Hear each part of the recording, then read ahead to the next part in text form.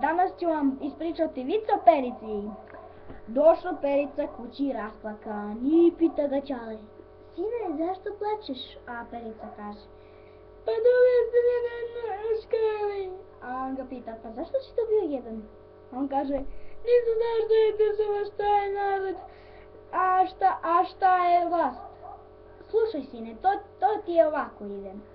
U ovoj kući ja sam vlast, tvoja mama je država, a ti i sestra ste narod. I dođe vreme ručka.